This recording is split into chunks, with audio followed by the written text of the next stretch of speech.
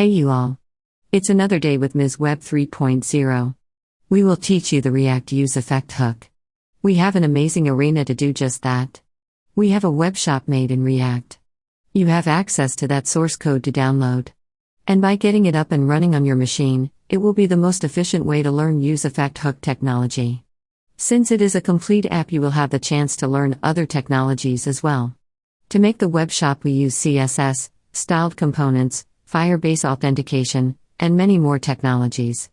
There is a film like this one, on CSS, styled components, and there is basically a film on each of the technologies that make up this web shop. Enough about that. Let's dig into Use Effect hook technology.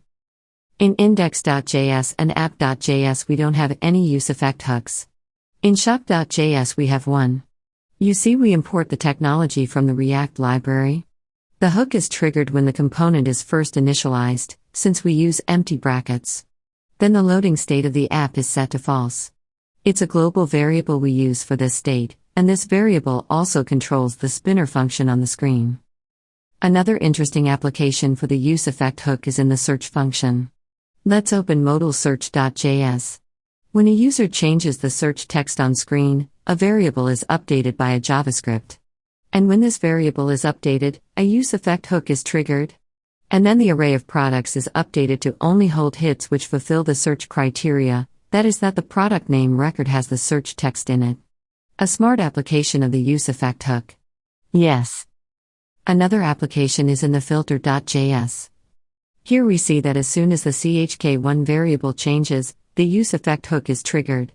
And then the filtered products array is updated with only the products fulfilling the criteria. The criteria is depending on what kind of filter the user chose in the left side menu. It can be that the user wants to see only running shoes or only shoes in the upper price segment. A final application I will show you is in the modals.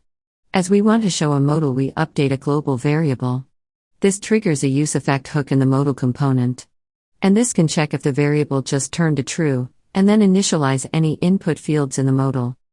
These are just a couple of the applications of the Use Effect hook in our web shop.